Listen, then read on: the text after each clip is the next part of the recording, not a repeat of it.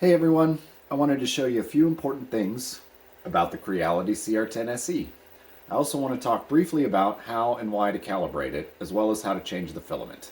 These are some topics that, interestingly enough, people who have landed on my channel were searching for. So give the people what they want, right?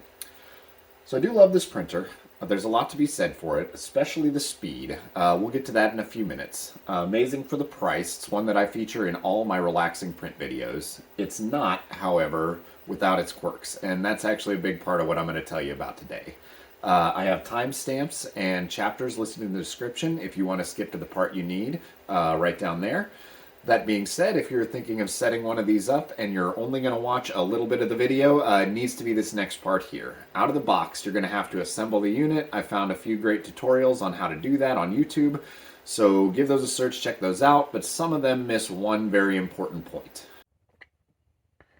This switch sits on the back of the printer, and it's remarkably hard to get to. It absolutely needs to be set to the correct volt setting before you ever power on the printer. If you're in the United States, like I am, it needs to be set to 115 volts. But if you're in the UK or somewhere else that's using 230 volt power, this toggle switch needs to be set the other way. When I got this device, not only was my switch set incorrectly for my country, but there was a giant sticker over the switch that actually prevented me from seeing how the switch was set. So be aware of that. Double check that before you ever power your machine on, or you could damage it before you ever even get to use it.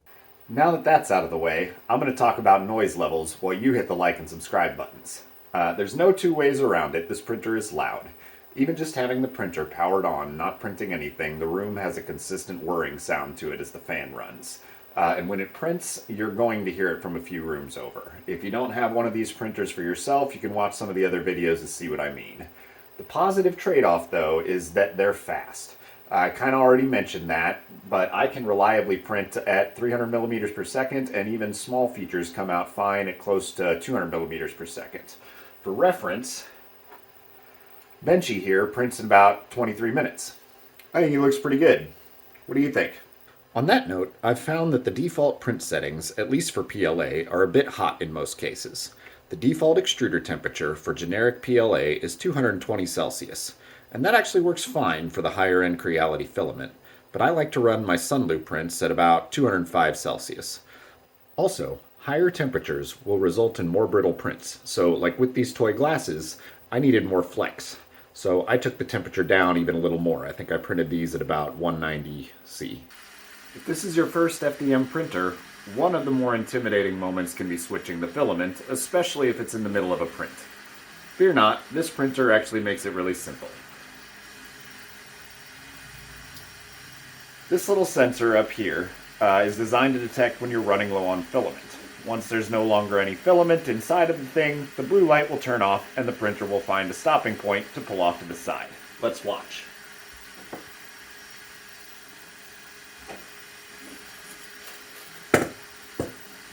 I've cut that just so that we'll run out here in a moment, and there it goes. See, the blue light has dimmed, and our printer is going to make its way up here. Let me turn the light back on for you. Oop, we've got a little strand hanging, but now we'll look at what's going on here on the screen. It will give you a notification on screen letting you know that you need to change the filament. Let's simply select Refill, and it'll bring you to this screen. Some people can get confused with the verbiage here. Retract is to pull away, so that's what we're going to use to take out the filament that's still left hanging in there. And extrude is to push forward, so that's what we use when we want to add more filament. So I'll push retract. And it's going to take a little bit of time for the nozzle to heat up. As you can see the temperature here. But once it does heat up to just above 240 C, you'll see this little wheel spin here as it starts to spit out the filament.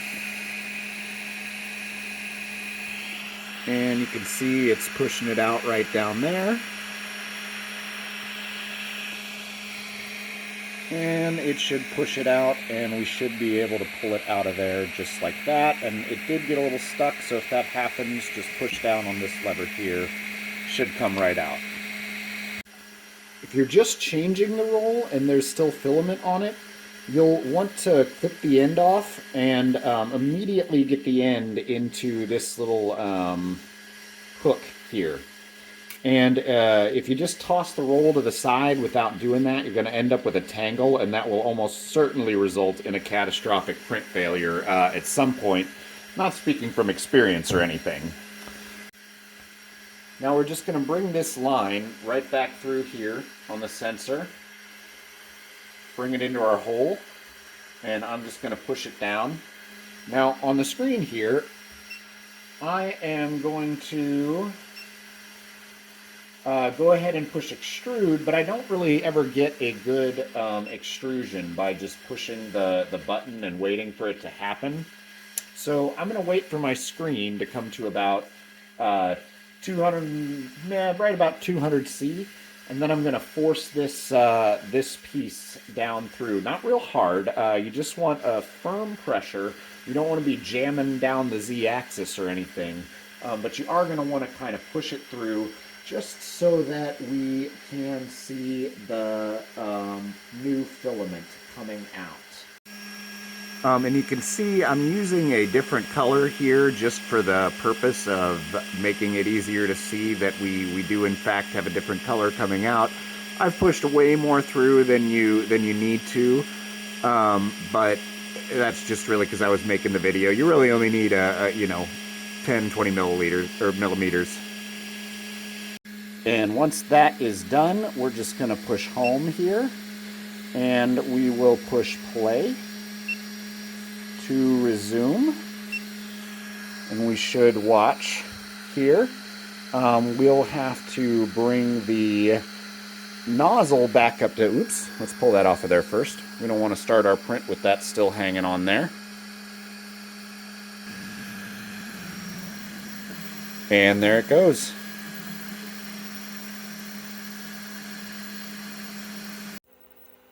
I also want to talk about printer calibration. When you first set the printer up, it will walk you through the general bed leveling process and calibration. But to calibrate otherwise is simple. The way I like to do it is when I want to calibrate, I just check the little box that says calibration before I begin whatever print I'm wanting to run. You can do that from the machine or the desktop interface. You don't need to calibrate all the time. Admittedly, I probably calibrate more often than you need to. I do it every few days. There are some people who tell you they go months without calibrating and don't have issues. This printer does have a self-leveling bed, so it's definitely a good idea to take advantage of that feature. And, like I said, it's just a little box to check if you want to calibrate. Usually adds less than 10 minutes to your print time, so if it makes you feel better, knock yourself out. Do note that part of the printer calibration involves heating the bed and the nozzle, and when it's doing those things, the printer will appear as though it isn't doing anything at all. Don't reset it or anything thinking it's frozen. If you wake up the screen, you can see that we have changing numbers here. Let me turn the light off so you can see a little better. We have these changing numbers here. We're trying to get up to 60 degrees on the bed before we do anything else. So that's why it's just sitting here not doing much. That being said, a lot of people will see issues in their first layer and assume, oops, we're losing our piece there, that they must have, or that their printer must need to be calibrated. That may be true, but most of the time what I find is probably the bed just needs to be cleaned. So get yourself some high percentage isopropyl alcohol. It's not super cheap, but it does go a long way. And just give that bed a really nice clean.